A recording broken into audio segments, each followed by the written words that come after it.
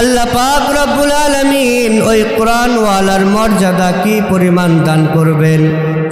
কিয়ামতের ময়দানে আল্লাহ পাক রব্বুল আলামিন কোরআনওয়ালাকে ডাক দিয়ে বলবে, ইয়া সাহিবিল কোরআন ইকরা ওয়ারতাকি ওয়ারাত্তিল কামা কুনতা তুরাত্তিলু ফিদ দুনিয়া ফাইন্না মানসিলাতাকা ইনদা আখিরি আয়াতিন তাকরাউহা। الرحمن علم القرآن خلق الإنسان علمه البيان صدق الله مولانا العظيم وصدق رسوله النبي الأمي الكريم ونحن على ذلك من الشاهدين والشاكرين والحمد لله رب العالمين।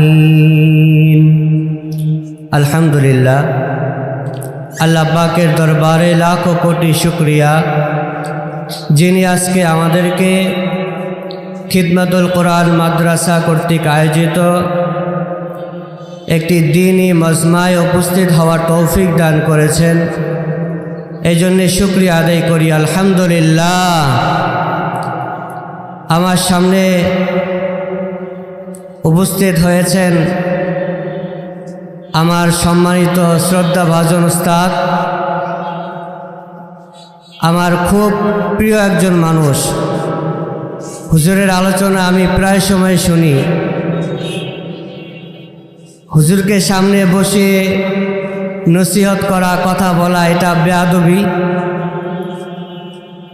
হুজুর একটু আসতে দেরি হয়, আমি একটু বসে গিয়েছি, যার কারণে 2 মিনিট আপনাদের সামনে একটা মেসেজ দিব, আপনারা শুনবেন তো ইনশাআল্লাহ।